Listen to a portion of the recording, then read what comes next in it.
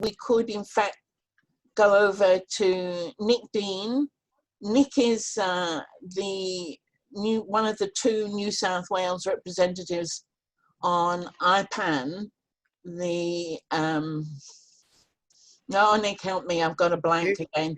Independent and Peaceful Australia Network. Yeah, I couldn't remember what the I was for. Yeah. So he's one of the two New South Wales reps on that, and he's also the leading light in the Marrickville Peace Group, along with some other wonderful activists who give Albanese a bad time from as often as possible, I think we might say. Apart from other things they do as a group, which is quite impressive. So, and we've asked Nick to talk tonight about the US Marines in Darwin and some associated matters. And we have to pay tribute to a campaign that ran for some time called Give 'em the Boot, and was an effort to publicize the need to get rid of the Marines in Darwin. So Nick, we're delighted to have you as our speaker tonight, and over to you. All right. If other people could mute, just so we don't get, every now and then you get those horrible noises from people, which they don't mean to, but it happens. So if you'd mute, we'd be grateful. Thank you.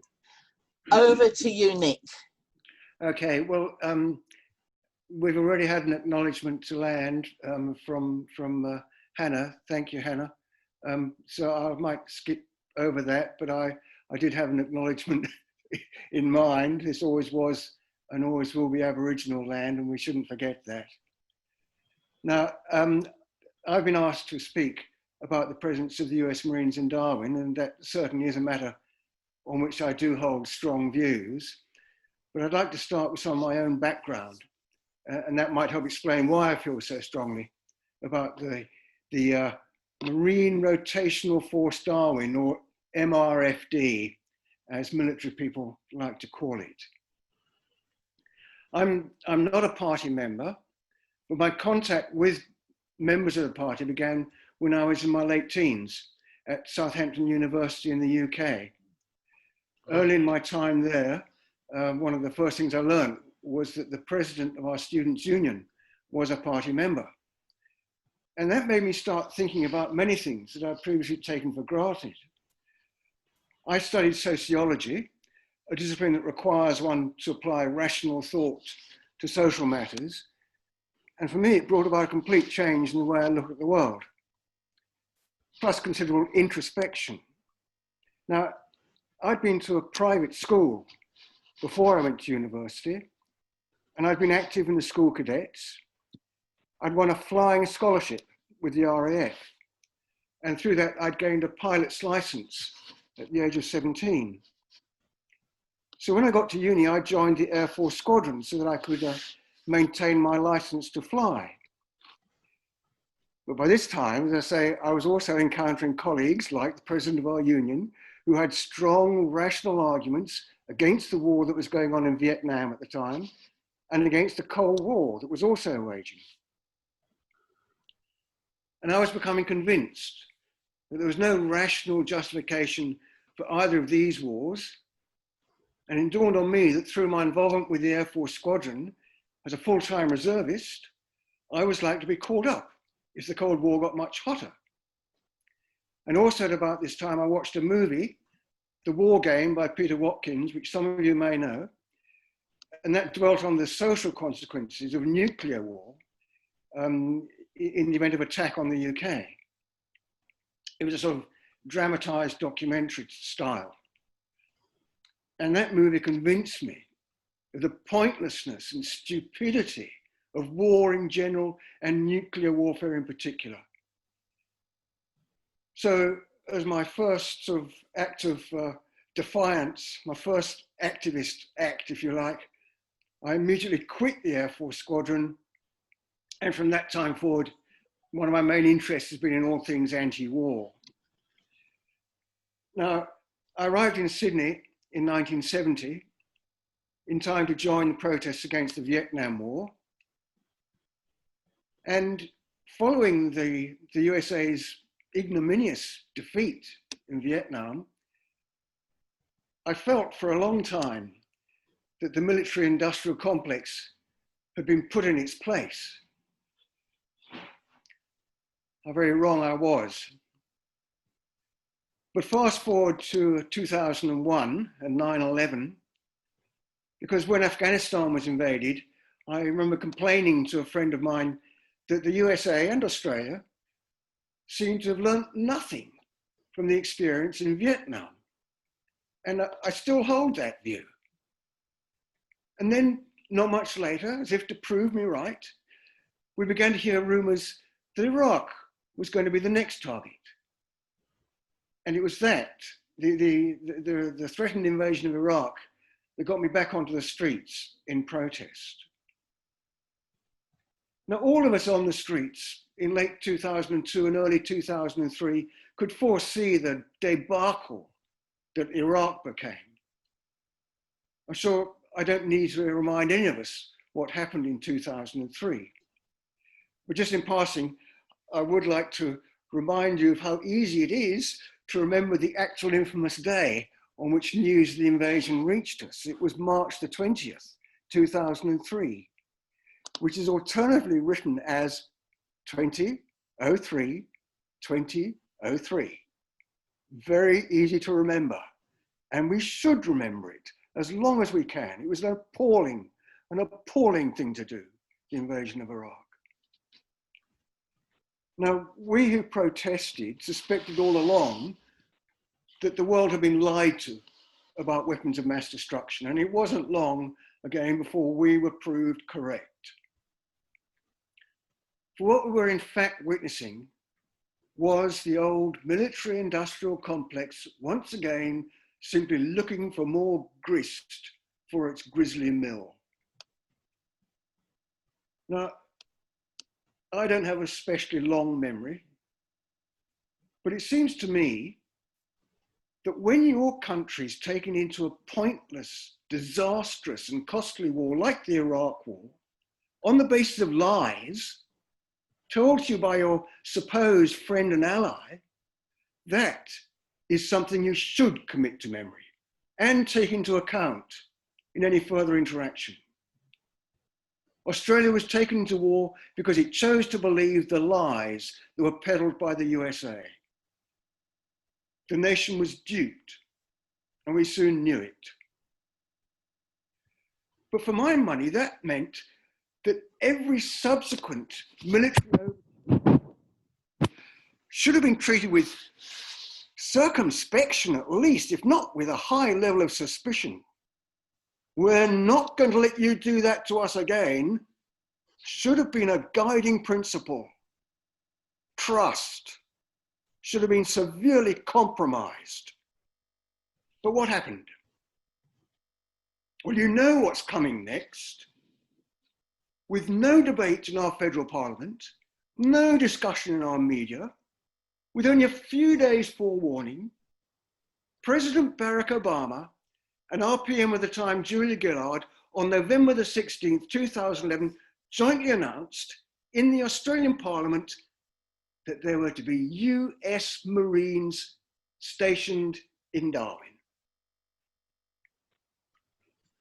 It's quite ironic, but one reference to the possibility this might happen was published on November the 11th, Remembrance Day, November the 11th, 2011. That was the first whisper we got that there might be US Marines stationed in Darwin. I found it hard to believe. How could we suck up to the USA again so soon after the Iraq experience? For me, it was taking matters one step too far. But instead of being even the slightest bit suspicious, instead of taking a precautionary or even slightly mistrustful approach, as far as one can tell, Australia just buckled to pressure from the USA and invited the Marines to come on in. The fact that we did this so soon after the Iraq episode is the first reason for resenting the presence of the Marines. But there are other compelling reasons as well. Now, I don't claim to be a military expert, but a background in sociology tells me one thing that's significant, and it's this. One of the ways that a government, any government, maintains its legitimacy as a government is that it claims and maintains a monopoly on all the violence that takes place within its borders. Any violent act other than those committed by the government or its agents is, in normal situations, criminal by definition. The state assumes full control of all the violence that takes place and accordingly full control of all the armed forces within its borders. And this means that there are very few situations in which any nation allows the forces of another country to occupy any of its territory. Because as soon as there is the presence of foreign forces, the government has lost its monopoly and its claim to full sovereignty has been compromised. There are a few situations in which the presence of foreign forces can occur. At one extreme, one country has been overtaken by another. For example, when Allied forces occupied Germany following World War II, where interestingly, British forces have long since departed, but US forces remain. But another situation might be where one country feels itself to be under some immediate threat, so invites or allows an allies to boost its defense. I suggest that such a scenario only crops up in extraordinary circumstances, and the general rule is that foreign armed forces are not permitted on the sovereign territory of any self-respecting nation. And the reason for this is clear. It's because those forces are not under the command of the host government, because they take their orders from the foreign power. So their presence forms a weakness in the nation's defensive cordon, a weak link in the chain. For there's always a possibility that such foreign forces can do something that the host nation does not approve of, and that the government of the host has therefore lost its precious monopoly on violence. And this is precisely the situation that prevails with the US Marines in Darwin. I believe it is quite possible for them to engage in action or activity that is in the USA's interests, that is not in Australia's. So I emphasize the point that Canberra has no control over the US Marines in Darwin. The Marine Corps chain of command originates in Washington, DC, USA. And I think it is now within the realms of possibility that the USA might, for example, want to take action against China's fortified islands in the South China Sea, and that they might take such action whether Australia were to support it or not, and that the Marine station in Darwin might form part in such an action. This is all hypothetical, of course, and I'm not predicting this scenario. I'm not predicting it. I'm simply saying that it is not beyond the realms of possibility. And that being the case, Australia is taking a completely unnecessary risk by allowing the Marines to be stationed here. Furthermore, when the presence of foreign forces might be acceptable for brief periods, for joint exercises, for example, the Darwin contingent, or the Darwin garrison, as I like to call it, is here for a protracted period every year, for an agreed period of at least 25 years, taking us up to 2040. This is not a short-term arrangement. This is an ongoing presence for which a small part of our nation is being routinely occupied by foreign troops.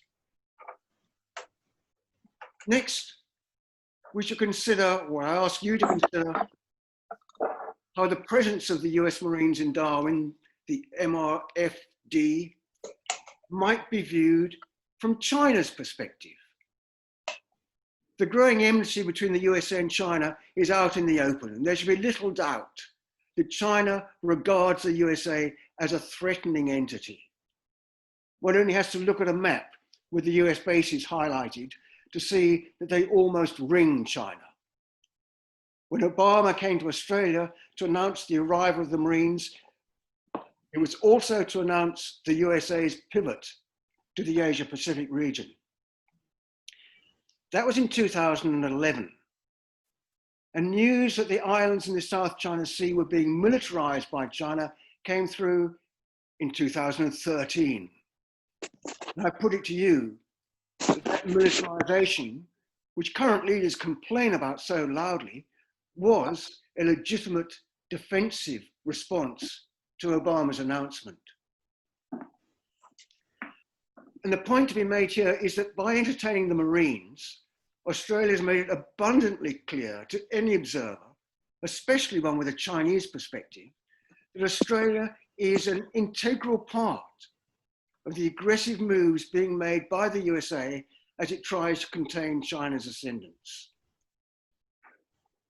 Through allowing the MRFD to be here, we have announced our willingness to confront China militarily. We've opened up the possibility that China might become our actual enemy.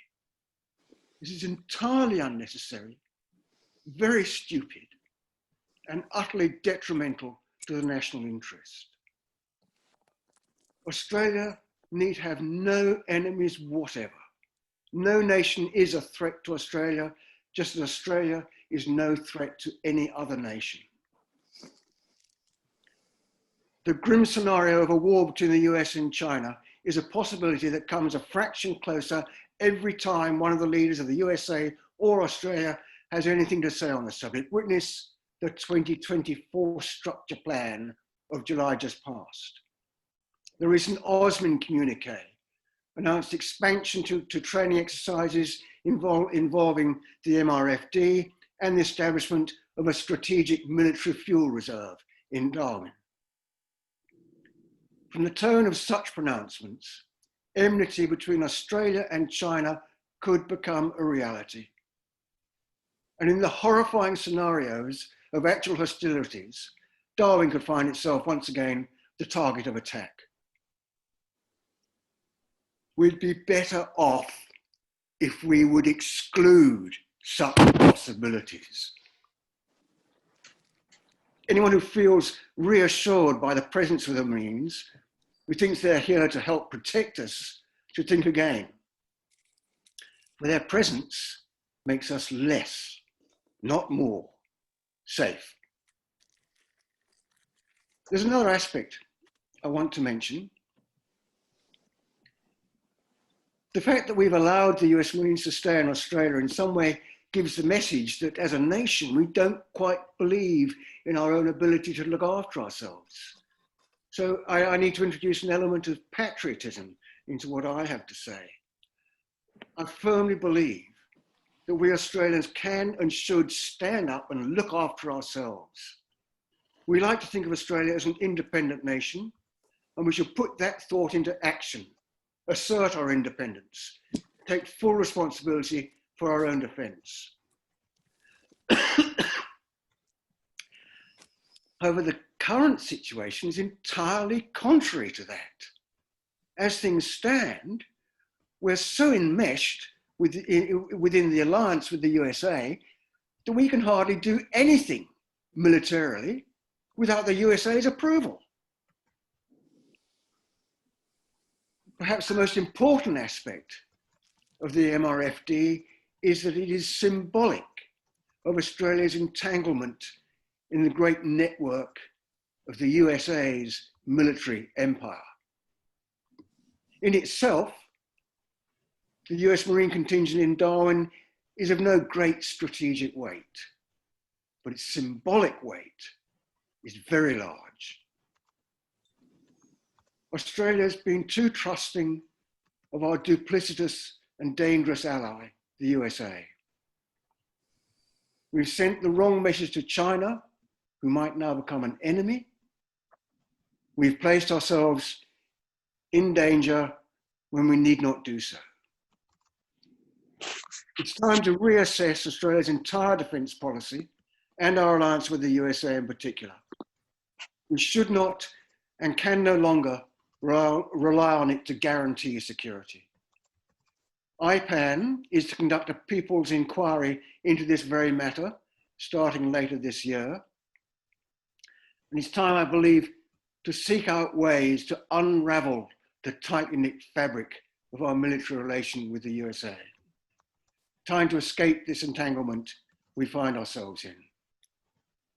And for my money, there's no better place to start this process than with the Marine Corps in Darwin, which is why my colleagues and I want to show them the door. We say US Marines out of Darwin, terminate the forced posture agreement under which they are here year after year, or to express it less politely, we say, let's give them the boot. Thank you.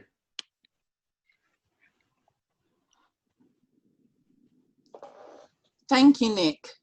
As always, I really do enjoy your presentations, which are both broad and deep. Participants, there's time now for questions and comments. Could I just ask quickly, we have someone on board called Irene's iPad.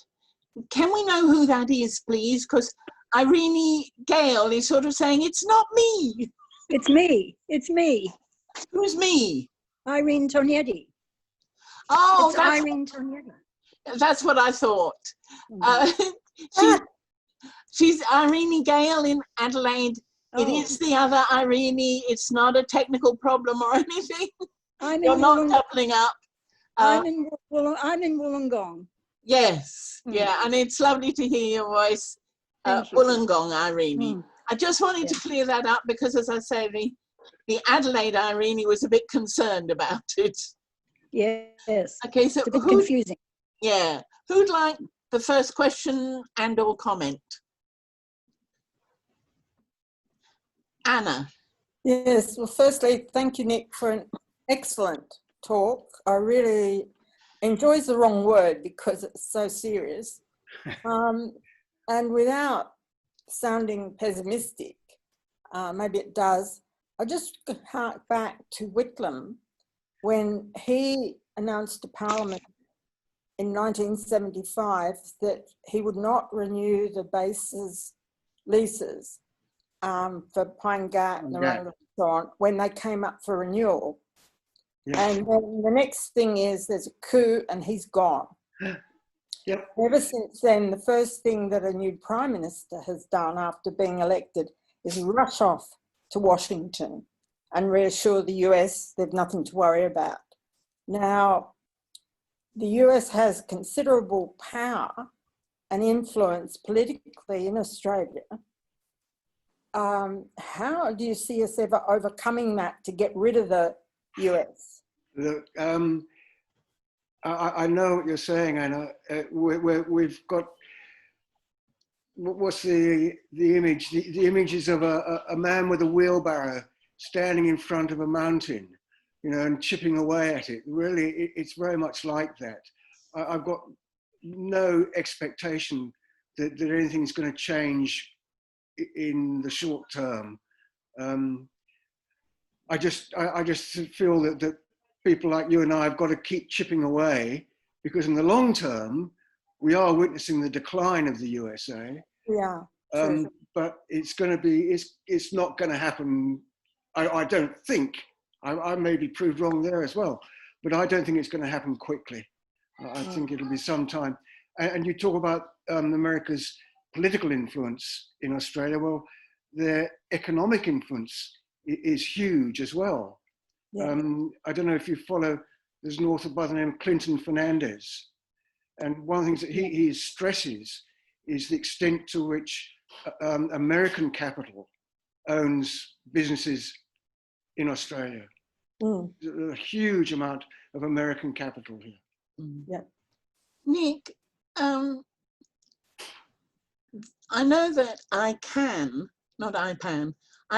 is optimistic that we may get a shift in policy on nuclear issues if the Labour Party is returned. Do you see any hope in a change in Australian policy if the Social Democrats are returned to power at the next election? Well, I'm not optimistic, I've got to say. I know that ICANN says, yes, we could still have Pine Gap and sign the TPNW. You know, the argument I've heard is they're not incompatible, but I think that we'd come under enormous pressure from the USA if there were any moves to close Pine Gap. I mean, as Anna remarked, that was probably one of the factors behind the dismissal of the Whitlam government, and I think you'd be facing some sort of a coup if I don't know. I'm just pessimistic. I think they'll hang on to the last gasp before they sign the TPNW. Thanks, Nick. Who'd like to go next? Dennis? Oh, Nick, the current AusMin talks recommended the dump in Darwin, and it also recommended that, if I remember rightly, that the US Marines stay during the wet season for a longer period, and that other allied forces be allowed in as well. Have you, has IPAN any policy or stance towards those sort of issues? We haven't had a detailed discussion about the AusMin communique yet in IPAN, but I'm very confident that we'd say expanding it is the wrong way to go. Setting, you know, we want it reduced, not expanded, and bringing more foreign forces in just goes against the whole notion of independence. It's, you know, an independent foreign policy, an independent nation that IPAN is wanting to promote. Nick, I don't know if you saw it, but there was a question from Kathy. How many Marines in Darwin, and are there ships, US vessels in Darwin? The number of Marines reached the originally projected number of 2,500 last year. Reading between the lines of the AusMin communique, that number is set to increase now. They've got their toe well in the door, you know. With regard to shipping, I'm not sure. There was, when we were in Darwin for our conference a year ago, there was talk of a separate harbour being established for American shipping. We all know that Darwin Harbour is owned by a Chinese consortium, so we imagine that the Americans wouldn't be very happy about you know, tying their ships up there. I haven't heard any more about that particular idea. But again, the other thing that was mentioned in the, and you wonder why they mentioned it, the one thing that was mentioned in the communique is that there is a further secret agreement between the Australian and American governments. Now, what's in this secret agreement, of course, we don't know. But we suspect that means, you know, well, one thing that it might well mean is more frequent visits by American bombers at the Tyndall Air Base. They've extended the runway there so it can accommodate large American bombers. And that may be, you know, if that helps answer the question, what I see is a general trend. As I say, they've got their toe in the door, and now they'll drive it through as far as they can, open up the gap, get more and more troops in here. I read long ago, probably 10 years ago, about the Americans having the idea of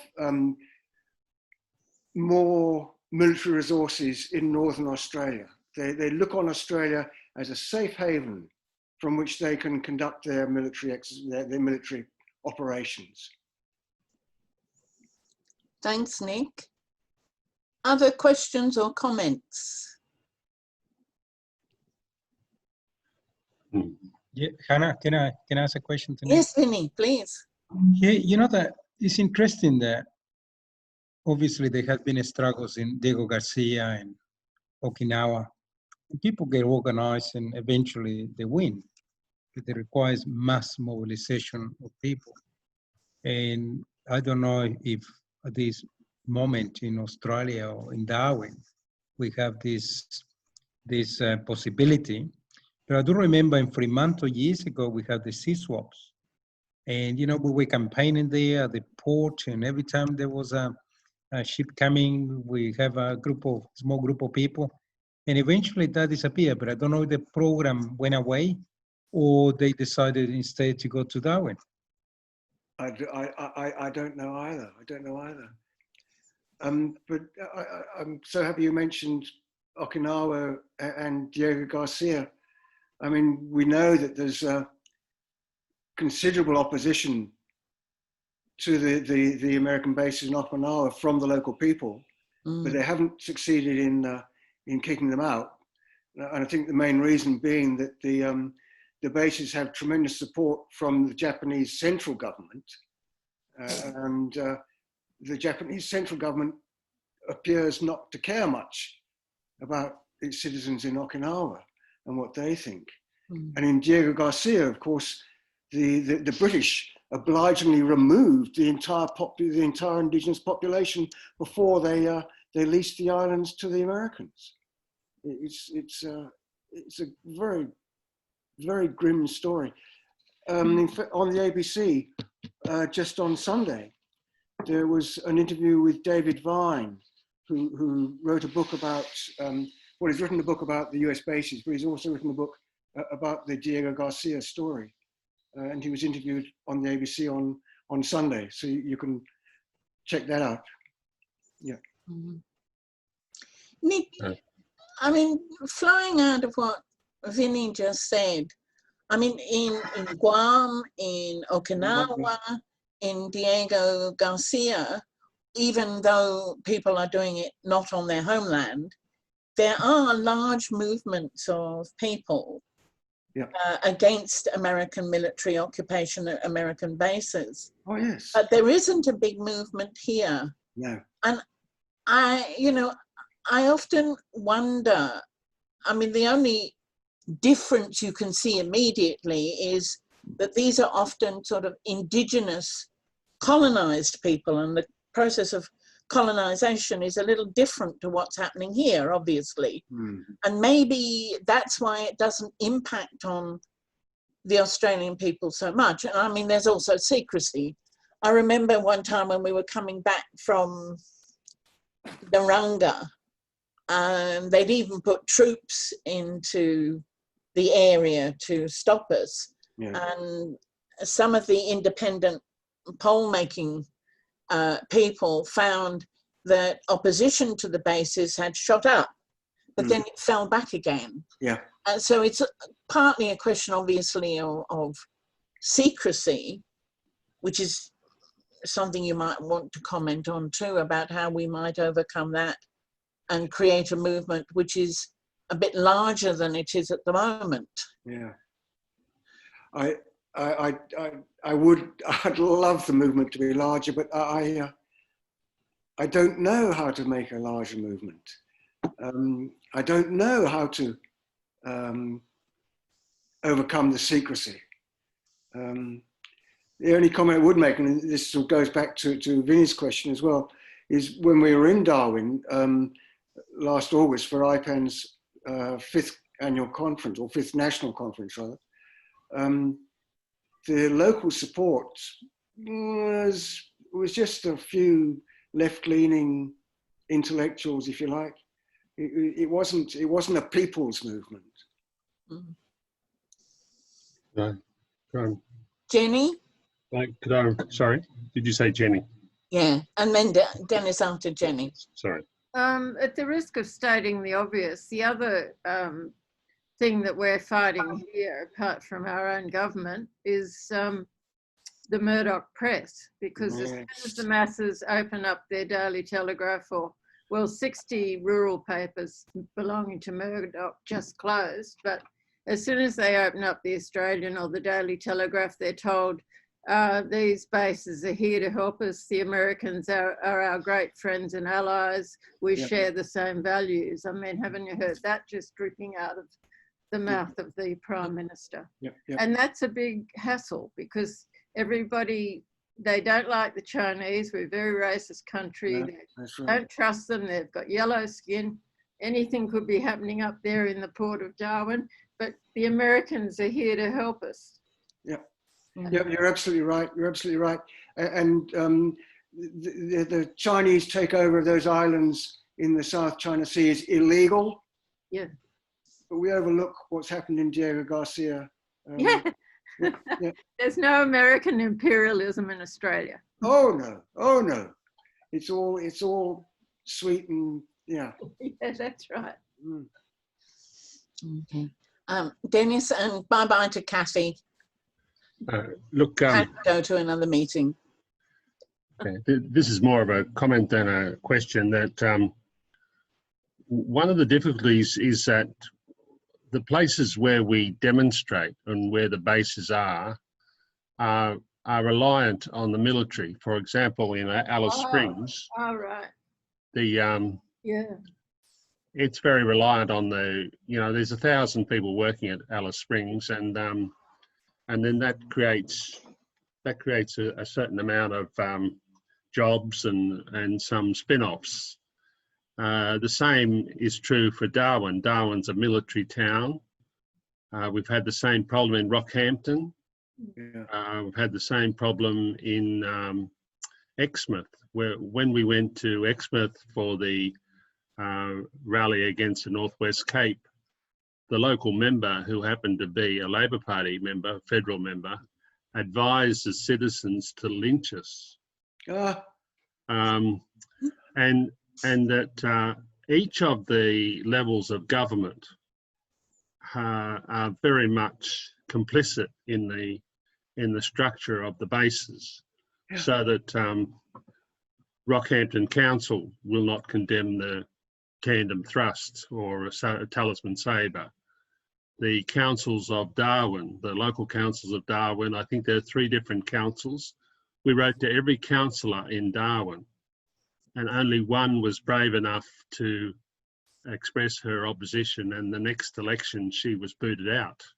And the local premiers, when we were in Queensland, Peter Beattie, who's regarded as some sort of semi-saint, was delighted that the territory of Queensland was being used for a military exercise. And the same happened in Darwin. The chief minister for the Northern Territory was jumping up and down and whooping for joy when he was told there was going to be a fuel jump in Darwin.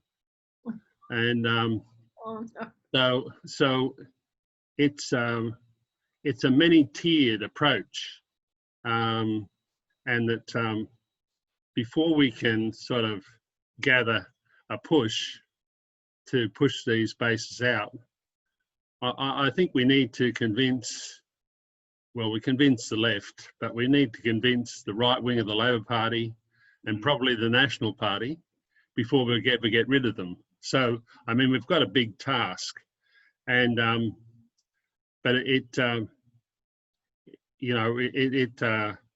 it's possible.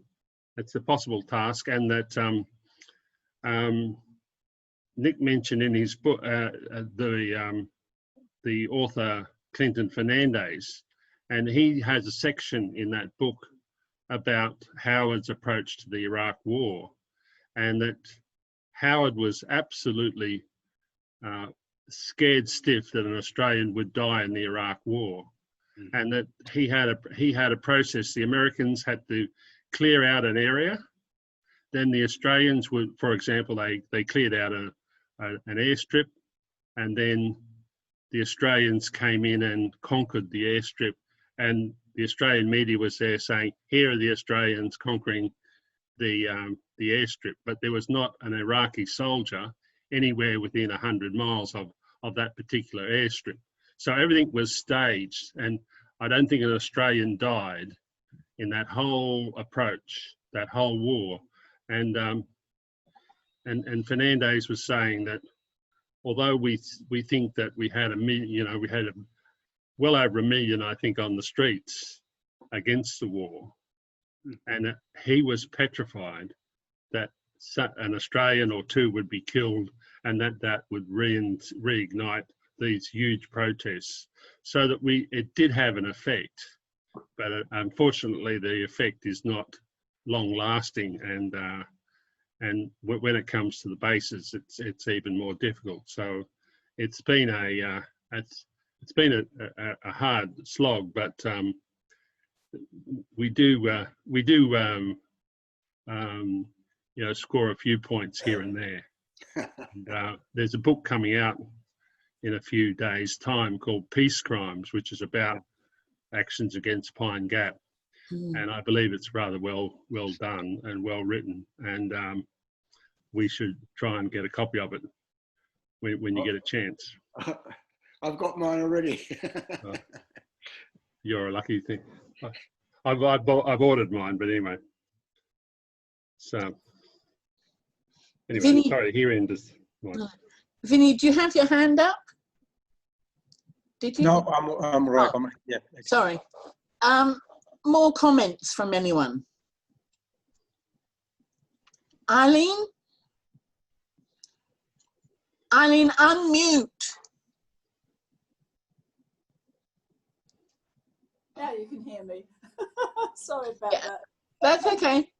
So what I was going to say to Nick was I get emails from ICANN as well as IPAN, and I think ICANN put a lot of stuff in their emails that I can share on social media, and I think this is just my personal view. I think it's important to get the young people on board, and I think social media is the way to go about this. I'd like to see more from IPAN that I can actually flash up onto Facebook or whatever. Well, IPAN's got a fairly active Facebook page. I regularly put posts onto it myself, and a couple of other people do. Shirley Winton in Victoria and Annette Brownlee in Queensland. So by all means, follow the IPAN Facebook page. Okay, will do. But I do agree, though, that this need to make better contact with young people. That's I don't have the answer to that. I wish I did. I'll just mention one other thing, if I may, because you've jogged my memory. Yeah, please. IPAN is conducting this, what they're calling a people's inquiry, going to be starting later this year. So watch out for that. And there'll be a sort of general invitation for people to write submissions. So, put pen to paper and write something if you possibly can. But in that connection, today I was on the hookup with a group of students at Macquarie Uni who are being tutored by Vince Scapatura, another author who's written about all of these issues. I can't recall the title of his book just now, but he's got a group of third-year undergraduate students, and we're working with them. That's the best contact I've had with young people for a long time. So they're going to write something to help us with the inquiry. I think that one thing we could do is the annual Students for Sustainability conferences, draw in a lot of fairly influential young activists, and trying to link Yeah. the peace and environmental issues is something that, you know, in anti-bases particularly, we've tried to do, but we don't feel we've managed to reach out that much. But there's a large youth movement around the environment, and if we could manage to get our message about the link between the two, Yeah. and about the importance of peace in the struggle to save us from an environmental holocaust, that might be a way in. We haven't found an effective way in yet. Although a few years back, we were often invited to students and sustainability conferences to, you know, run workshops and things. Yeah. And they were quite popular when we did them, but they tended to drop off that and become a bit more, I don't want to sound too critical, a bit more sort of focused, if you like, on the environment and not looking at the connections with peace.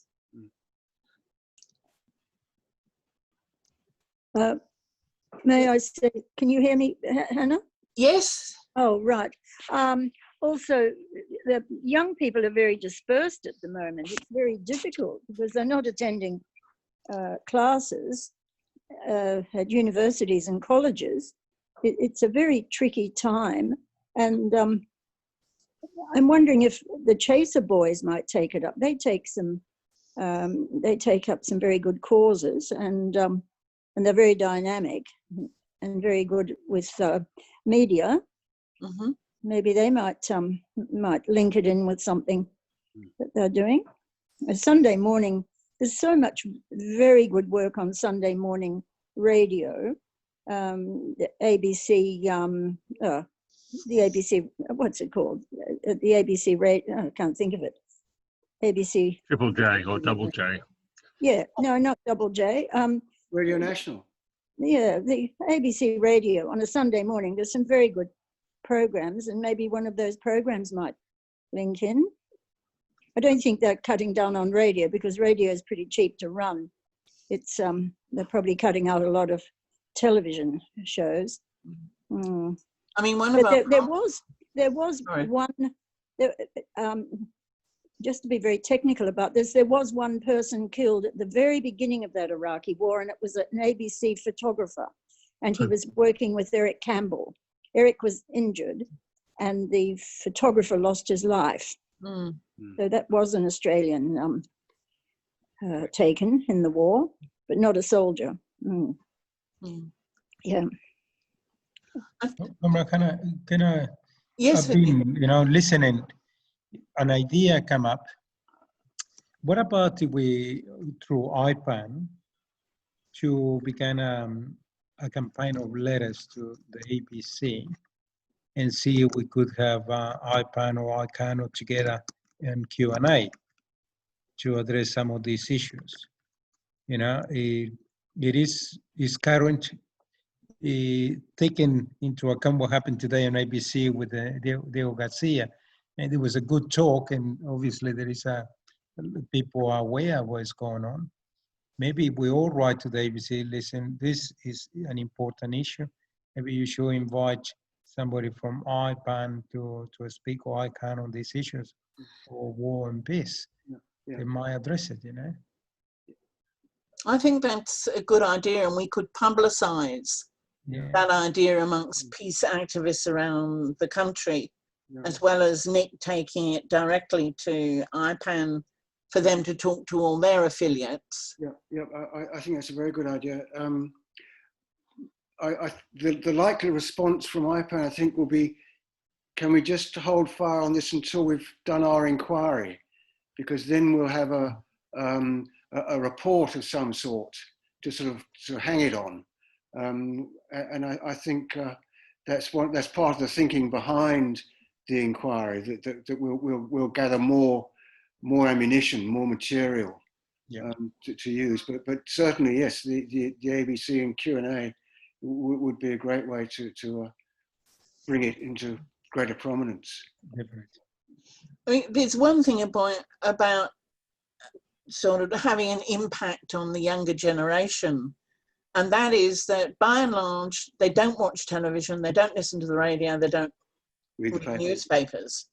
And that's what's generally agreed to be true. Now, that doesn't mean 100%, of course, but it does mean to say that we need to be more effective on social media, because I don't know of a peace issue that's gone viral. No. And there, the suggestion of the chaser people, if we could find a connection there, that would be, I think, really valuable, because they might help us craft a social media campaign that could be effective.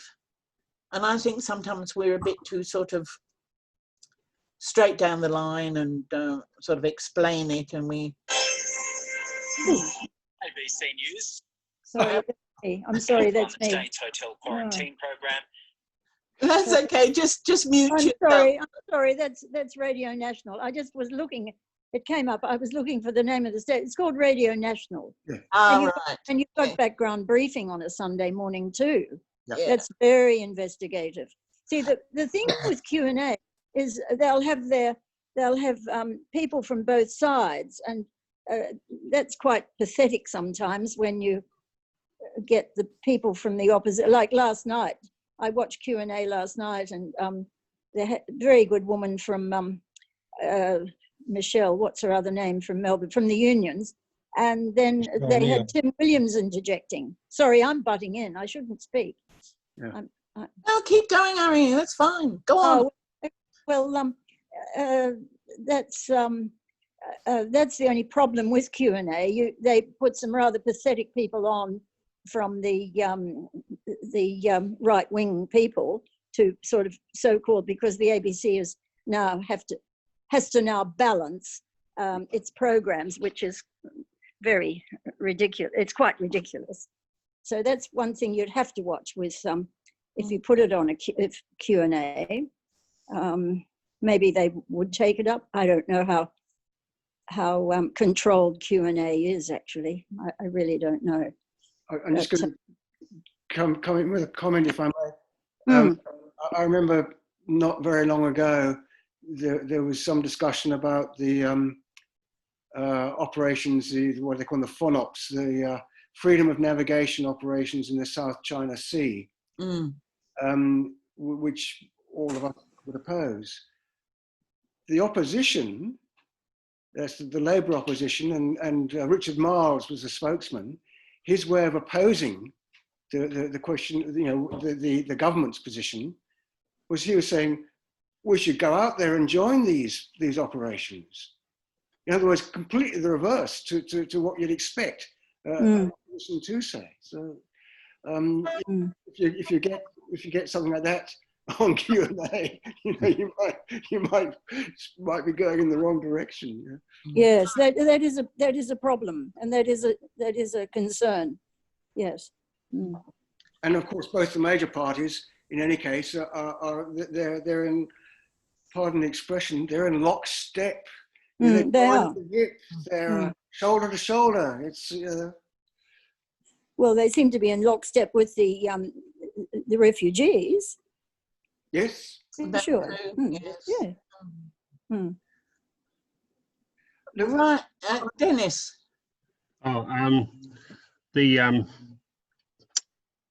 Bill Shorten said that there was a cigarette paper thickness difference between himself and Malcolm Turnbull.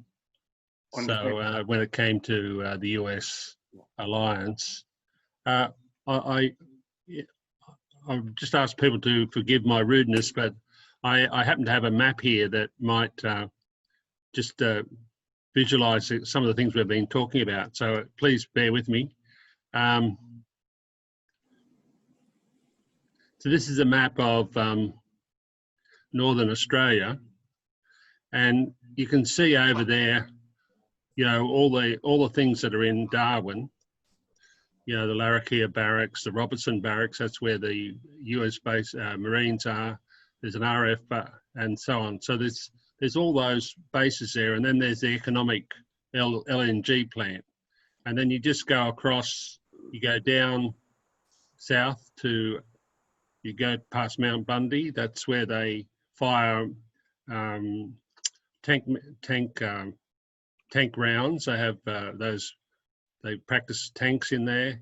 There's Tyndall, there's the Bradshaw training field, and then they have a Yampi Sound, and you can see all the, and then you can see the out to sea, the big area of the petroleum area. So this is the reason for it. You know, people are sort of talking about the militarisation of Central Australia, and it goes right from Adelaide, right up through the centre and right up to Darwin. And there's a beautiful article written by the author of that book, Peace Crimes, about the militarisation of the centre, which is well worth reading if you want a copy. Just write it down in the chat and I'll send it to you.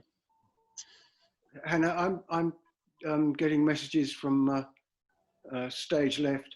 Can I leave? Is there anything that anybody wants to, Anna? I just want to. Anna, you're muted. Anna, you're muted. I'm okay now? Yes, you are. Yeah, thanks. I pressed it too hard and it doubled. Can I please just make a little advertisement? And Nick, you're welcome to enter. Anyone else from IPAN or anywhere. The Guardian is running a competition on how to spend $270 billion, which is the figure recently announced that the government was, some of it's new money, but a lot of it's old defence money, spend on things like hypersonic weapons, long-range missiles and all this stuff. And we really would appreciate some entries from peaceniks on how they would spend that $270 billion. And the winner will receive a $50 voucher, which they can spend in the bookshop, T-shirts, DVDs, books, etc. So I encourage everyone to get an entry in. Off the top of my head, I can't remember the closing date. I think it's the 26th of August. We've extended it. Mm-hmm. It was, I think, the 11th or something, or anyway, we've extended it. So take it as the 26th now. I'll have to adhere to that. So please enter. Okay, thank you. Anna, if you could send me something online, Yeah. I'll send it to a number of the peace lists we've got. Okay, I'll have to get Holly to send you that. Yeah, anything. Embedded in the Guardian. All right. Well, if you could send me that, and I'll email it around as widely as possible. Oh, thanks very much. Okay. Now I'll thank everybody for your questions and contributions, and particularly thank Nick. I think we better think about inviting you to come back again, because there's a whole number of aspects of what you're talking about that we haven't had time to go into. So we might follow this up later on. But for your contribution tonight, we're really grateful. Look, thank you for giving me the opportunity. I enjoyed it, you know, getting my thoughts into order, and thank you for listening. Okay, thank you. And everybody, stay well, stay healthy, and we hope to see you flourishing during the next Port Jackson talk. Thanks, bye-bye. Thank you. Bye, Hannah. Bye, everybody. Bye. Bye-bye. Bye-bye. Bye-bye.